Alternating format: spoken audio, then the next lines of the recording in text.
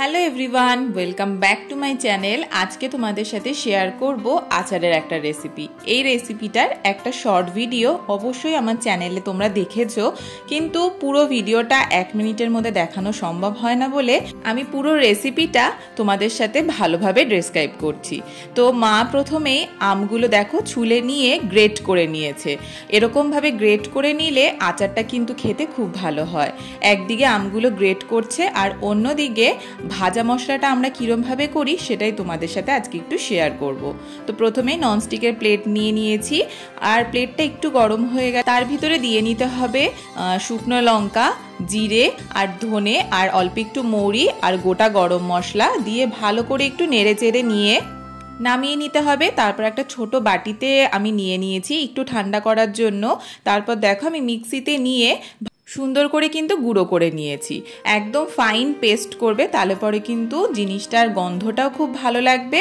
আর তোমরা এই ভাজা মশলাটা একটু বেশি করেও করে রাখতে পারো, আচার বলো বা যে কোনো কিছুতেই, রান্নার কিছু খাবারেও কিন্তু তোমরা এই ভাজা মশলাটা দিতে পারো। যেরকম খিচুড়ি করলে আমার মা কিন্তু ভাজা মশলাটা উপর দিয়ে একটু ছড়িয়ে দেয়, তাহলে ঘ্রাণটাও খুব সুন্দর হয়। এবার চলে আসি আচারের দিকে। আবার একটা ফ্রাইং প্যান মা বসিয়ে দিয়েছে, তার ভিতরে অল্প একটু তেল দিয়ে তার ভিতরে অল্প একটুখানি সর্ষে আর শুকনো লঙ্কা ফোড়ন দিয়ে একটু নাড়াচাড়া করে নিয়ে আমটা কিন্তু ঢেলে দিয়েছে। আমটা একটু নেড়ে চেড়ে নিতে হবে, আর নাড়াচাড়া হয়ে গেলে তার ভিতরে পরিমাণ মতো নুন, হলুদ আর লঙ্কার গুঁড়ো দিয়ে ফের একটুখানি নাড়াচাড়া করে অল্প একটু ভাজা ভাজা মতন করে নিতে হবে, কিন্তু খুব বেশি কিন্তু এটা ভাজা যাবে না। দেখে নাও সুন্দর করে কিন্তু মশলা যেগুলো মা দিয়েছিল আমের গায়ে ভালোভাবে লেগে গেছে এবং হালকা হালকা মতন কিন্তু এটা শ্যালো ফ্রাইও হয়ে গেছে। এরপর আমি এই আচারটায় যেহেতু গুড় দিয়ে তৈরি করব, তোমরা চাইলে চিনি দিয়েও তৈরি করতে পারো, তবে আমি গুড় দিয়ে তৈরি করছিলাম বলে মা আগে গুড়টা জাল দিয়ে রেখেছে এবং গুড়টা তারপর আস্তে আস্তে করে ছাঁকনি দিয়ে ছেঁকে কিন্তু এর ভিতরে দিয়ে নিল। এরপর শুধু ভালো করে নাড়তে হবে। আর যেহেতু আচার আমরা তো একবারে খেয়ে পুরোটা শেষ করতে পারি না, স্টোর করে খেতে হয়, তার জন্যই কিন্তু এই প্রসিডিওরটা।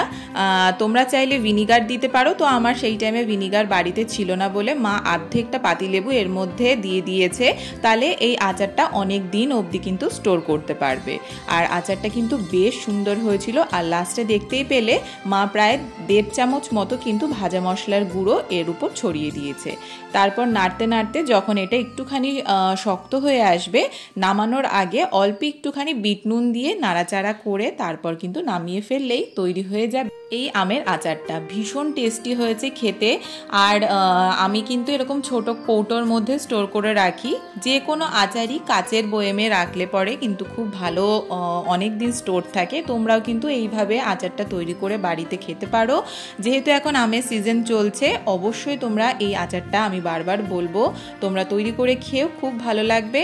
আর যদি আমার এই ভিডিওটা ভালো লাগে অবশ্যই একটা লাইক, কমেন্ট আর সাবস্ক্রাইব করে দিও, এবং ভালো লাগলে অবশ্যই সকলের সাথে শেয়ার করো। জানিও কেমন লাগলো। আবার একটা নতুন ভিডিওর সাথে দেখা হবে। ততক্ষণ টাটা।